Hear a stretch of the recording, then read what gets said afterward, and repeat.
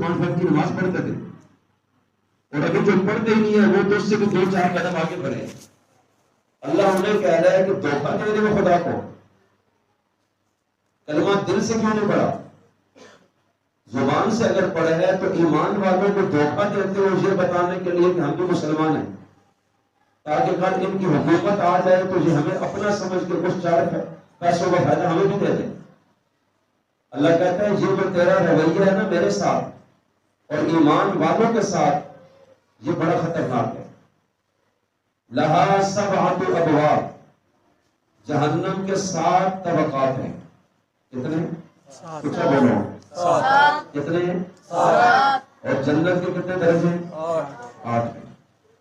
جہنم کے 7 طبقات ہیں، ہر طبقے کا اپنا دروازہ ہے.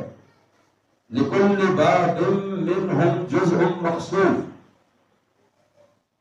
اللہ تعالیٰ نے جو 7 طبقات اور درجات بنائے ہیں، اوپر اور نیچے، سب سے نیچے جو ہے وہ سب سے سخت ہے، اس میں عذاب سب سے زیادہ ہے.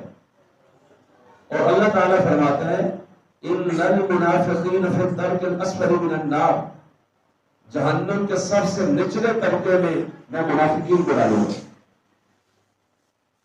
جو کلمہ پڑھتے ہیں اور یہ باور کراتے ہیں کہ ہم تو مسلمان ہیں، لیکن ان کے اندر اسلام کوئی نہیں، قرآن کی حکم کوئی نہیں، اللہ کی اطاعت کا وہ جذبہ کوئی نہیں، اسلام کے لیے قربانی کوئی نہیں. اللہ کہتا ہے ان لوگوں کو میں جہنم کے سب سے نچلے طبقے میں پھینک دوں گا. آج میں بھی سوچوں اور آپ بھی کہ ہم کس کیٹیگری میں کھڑے ہیں. کیا واقعی ہم مخلص مسلمان ہیں؟ تو پھر اللہ کا شکر کریں. اور ہم جو کہتے ہیں اس پہ چلتے نہیں، کرتے کچھ اور ہیں، تو پھر ہمیں غور کرنا ہوگا. آج قرآن کریم کی اس مجلس میں کہ ہم نے اللہ پر ایمان رکھ کر واپس آنا ہے یا اس کو دھوکہ دینا ہے. تو کون کون ارادہ کرتا ہے قرآن کریم کو ترجمے کے ساتھ پڑھنے کا؟ کہیں نافذ بھی پھٹے ہوتے کہ ضرورت نہیں ہوتے ہیں. خدا کے بندے ہر دور میں علماء اپنی زبانوں میں ترجمہ کر رہے ہوتے ہیں، وہ اس لیے کہ لوگ سمجھیں. اگر ہم روز 1 رکوع ترجمے کا پڑھ لیں کتنا ٹائم لگے گا؟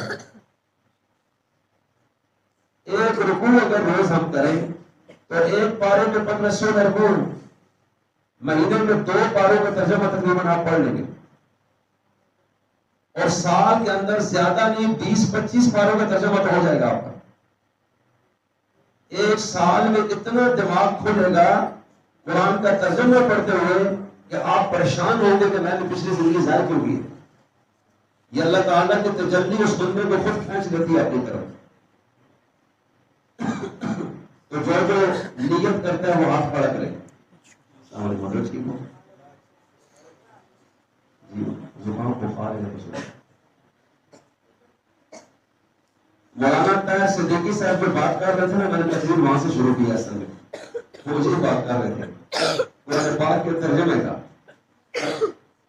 عربی قرآن کریم پر موجود ہے، ہماری زبان ہو رہے، ہمیں نہیں پتا اللہ ہم سے کیا کہہ رہے.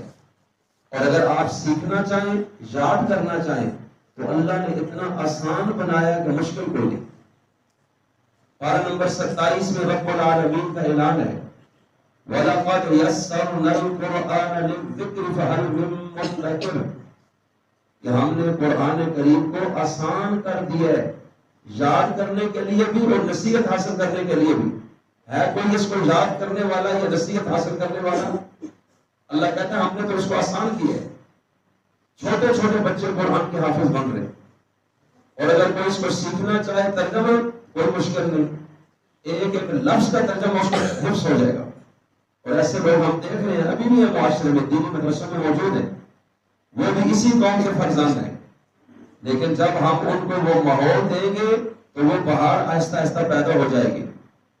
لیکن اس کے لیے نیت اور ارادہ کرنا ہے اور عملاً کوشش کرنی ہے، پھر انشاءاللہ العزیز اللہ راستے کھولے گا.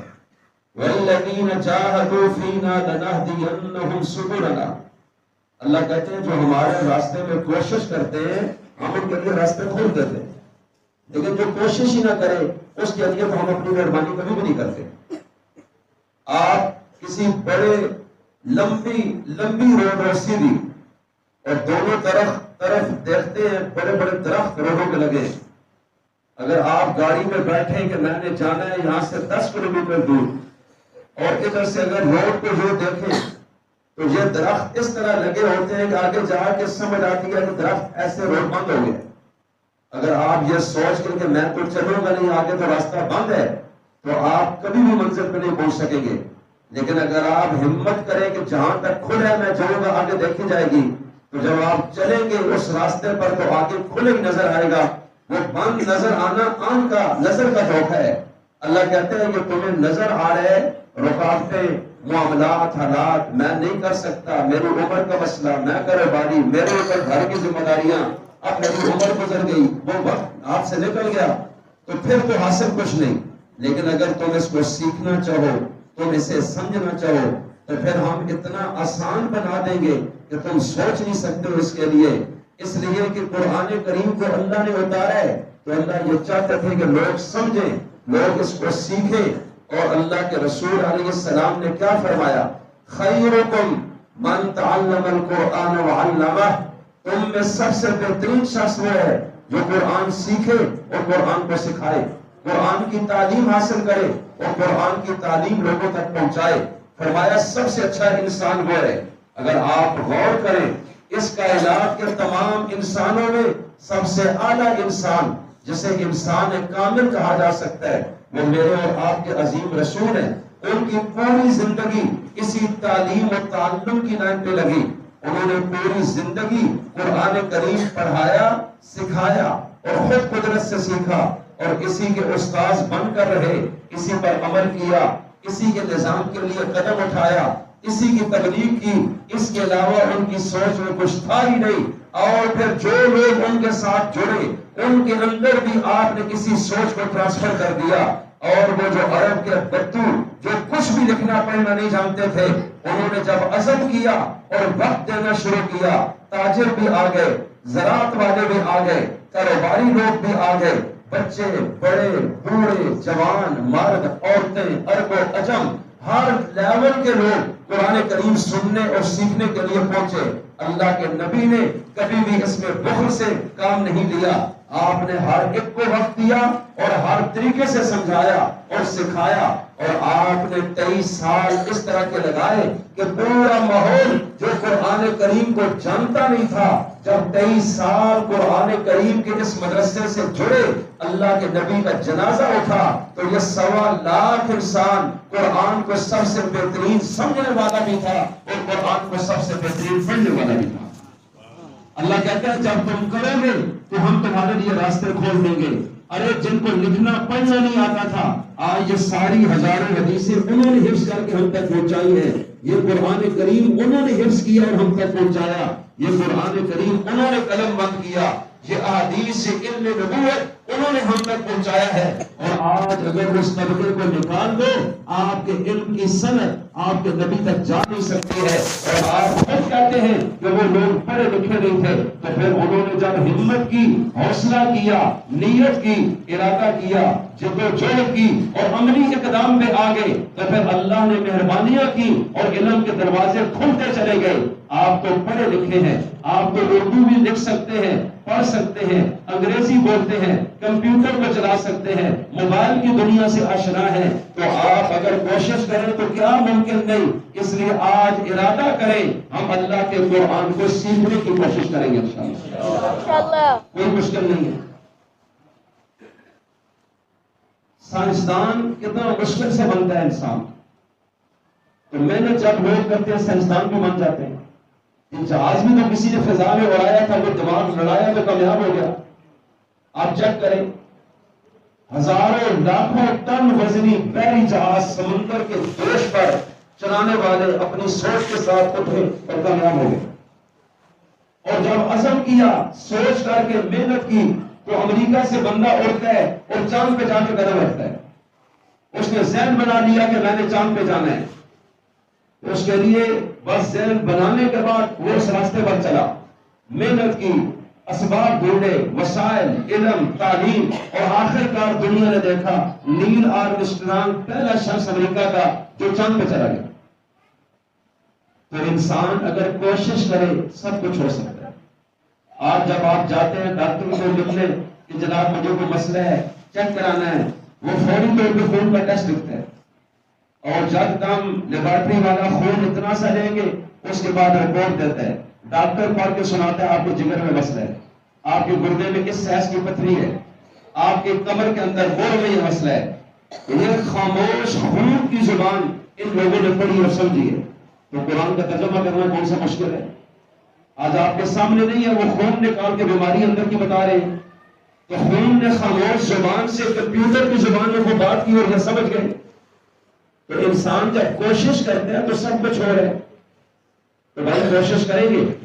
دنیا والوں نے دنیا کے لیے کوشش کی اور آج ان کی کامیابی آپ دیکھ رہے ہیں. اور ہم اللہ اور اس کے رسول کے چاہنے والے, ہم قرآن کو پڑھنے کی کوشش بھی نہیں کرتے, سیکھنے کی کوشش بھی نہیں کرتے, اور پھر ہم کہتے ہیں کہ ہم سے بڑا مسلمان تو دنیا میں پیدا نہیں ہوا, اس سے بڑا دھوکہ کیا ہوا. تو آج رمضان کی ان بہاروں میں عزم کریں, خود بھی سیکھیں گے اور اپنی اولادوں کو بھی سکھائیں گے انشاءاللہ. تو علماء کے قریب ہوں گے یا علماء سے دور ہوں گے؟ دور ہوں گے تو پڑھیں گے کس سے؟ آج ساری دنیا کفر نے علماء پر گالی بنایا ہوا ہے. جو بھی اس طرح کے جدید دماغوں کے لوگ اٹھتے ہیں سوشل میڈیا پہ مولویوں کے خلاف, اینکر اٹھے گا علماء کے خلاف, کوئی مرزا کوئی انجینئر علماء کے خلاف, اور جتنے پروفیسر اس لیول کے مگر بھی پڑے ہوئے علماء کو ہٹ کریں گے. تو بس جہاں سے آپ کو گمراہ کرنے کا آغاز ہو چکا ہے کہ جب آپ کے دل دماغ میں علماء دین کی نفرت بٹھا دی گئی. سوال یہ ہے کہ اب آپ دین سیکھیں گے تو کس سے سیکھیں گے؟ یہ لوگ تو زیرو ہو گئے. اب اگر سیکھیں گے تو آپ جائیں گے مغربی یونیورسٹیوں میں تو اسلامیات اور سیرت رسول یہودیوں سے پڑھیں گے. تو وہ کیا آپ کو صحیح وہی پڑھائیں گے جس طرح اللہ کے رسول نے صحابہ کو پڑھائی ہے؟ اس لیے میں آپ سے پھر عرض کرنا چاہتا ہوں, علماء سے دوری پیدا کرنا. دو چار بندے اپنے کردار میں غلط ہو سکتے ہیں, علماء کا طبقہ پورا غلط نہیں ہو سکتا. حکیم الامت مجدد الملت مولانا اشرف علی تھانوی رحمہ اللہ فرماتے ہیں اگر عالم بد عمل بھی ہے, بے عمل بھی ہے, عالم دین ہے تو وہ عالم, تو فرمایا اس کی مخالفت پھر بھی آپ کے لیے جائز نہیں. کیوں؟ اس لیے کہ اس کی بد عملی کا نقصان اس کو ذاتی طور پر ہے, اور وہ عمل کا مدعی نہیں, وہ علم کا دعوے دار ہے, اور اس کے بعد جو علم ہے وہ پھر بھی آپ کو صحیح مسئلہ بتائے گا. یہ بالکل ایسے کہ جیسے کوئی ڈاکٹر حکیم یا طبیب نسخہ تو صحیح بتا رہا ہے لیکن خود اس کے خلاف کر رہا ہے, پرہیزی کرتا ہے. اب آپ اس کی پرہیزی کو دیکھ کے کہیں میں حکیم اور ڈاکٹروں کو بھی نہیں مانتا. فرمایا ایسے نہیں ہوتا. ارے وہ آپ کو جو نسخہ بتائے گا ٹھیک بتائے گا, اگر بد پرہیزی ہے تو اس کا نقصان اس کی ذات کو ہوگا. اس لیے پھر عرض کرتا ہوں کہ علماء کی مخالفت کسی صورت بھی جائز نہیں. اللہ کے رسول علیہ السلام نے فرمایا العلماء ورثۃ الانبیاء, کہ علماء ربانیین انبیاء کے وارث ہیں. گویا کہ بتا رہے کہ میری جتنی وراثت تھی علم کی, عمل کی, نور نبوت کی, وہ تم نے ان سے لینی ہے. میں اس طبقے کو اپنی وراثت کا امین بنا کے جا رہا ہوں. لہذا تاجر نے بھی دین سیکھنا ہے تو وہ عالم دین کا محتاج ہے. سیاست دان نے دین سیکھنا ہے وہ عالم دین کا محتاج ہے. وقت کے جج اور قاضی نے اگر دین کے مسائل پوچھنے وہ علماء کا محتاج ہے. اگر وقت کے بادشاہ نے اور بڑے بڑے فاتحین اور جرنیلوں نے بھی اگر اللہ کے قانون کی روشنی میں کوئی رہنمائی چاہیے تو وہ بھی علماء کا محتاج ہے. تو دین کے تمام دنیا کے تمام شعبے وہ علماء کے محتاج ہیں. علماء کے بغیر کوئی شعبہ وہ کامیابی کی طرف نہیں جا سکے گا. تو عالم دین تو نبی کا وارث ہے, اور جس طرح دنیا کا ہر شعبہ رہنمائی میں نبی کا محتاج ہے, حضور کے بعد وہ وراثت علماء کی طرف چلی گئی. تو علماء سے محبت کرنی ہے یا نفرت کرنی ہے؟ انگریز کے آنے کے بعد علماء کو ڈی ویلیو کیا گیا.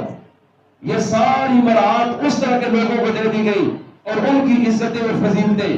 آج اس ملک میں قوالی گانے والوں کو صدر پاکستان تنخواہ دیتا ہے. ڈرامے بنانے والے, مذاق کرنے والے, فلمیں بنانے والے اداکاروں کو ایوارڈ دیے جاتے ہیں.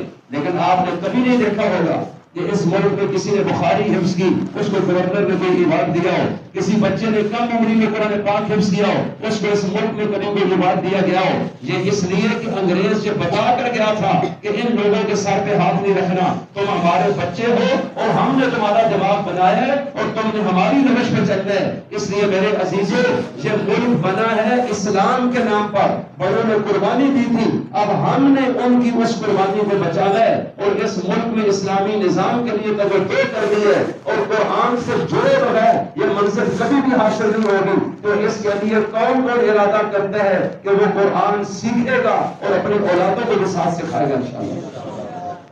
اتنی بہترین مسجد جید علماء ہے، آپ کو دور جانے کی ضرورت ہی نہیں، اور صحیح عقیدہ لوگ ہیں، ورنہ خدا نہ خاصہ کسی گمراہ فرقے کی مسجد ہوتی تو اور پریشانی بن جاتی۔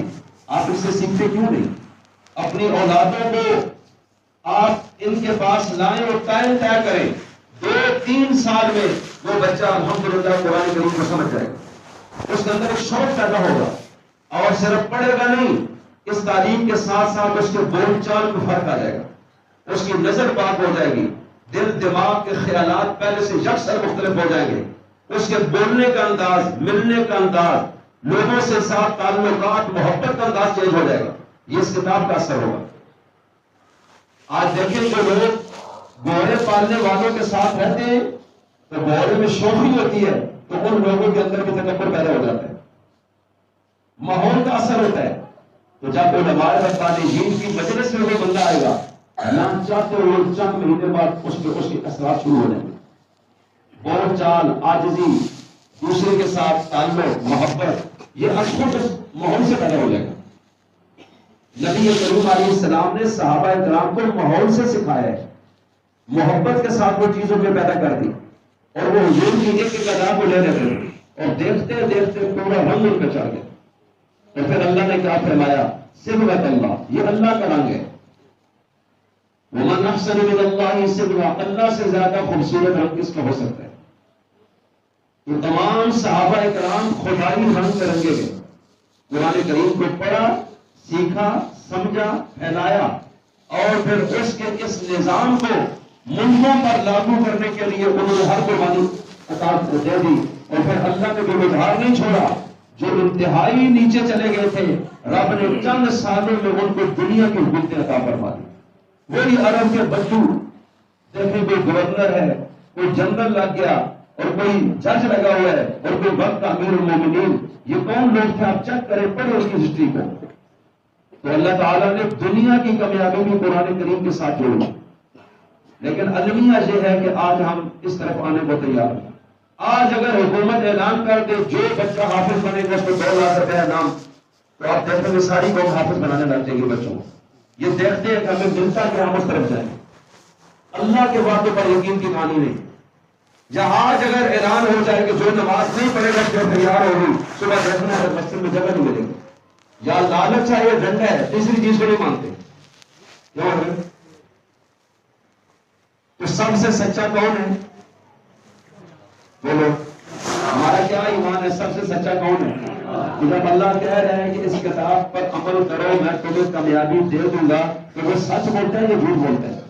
وہ کہتے ہیں میں تمہیں جنت میں ڈالوں گا، وہ سچ بولتا ہے یا جھوٹ بولتا ہے؟ تو پھر ہم کیوں نہیں یقین کرتے اس پر؟ یہ آپ کے قریب زندگی مرکز ہے، تھوڑا سا چلے جائے کبھی کبھی اندر جذبہ انشاءاللہ ایسے پیدا ہو گیا نا، خود بخود انشاءاللہ اس لائن پہ چڑھ جاؤ گے۔ تو کریں گے سارے ساتھی کوشش، اگلے سال جب ہم آئیں تو مزہ آ جائے، اس محلے کی فضا بدلیں گے۔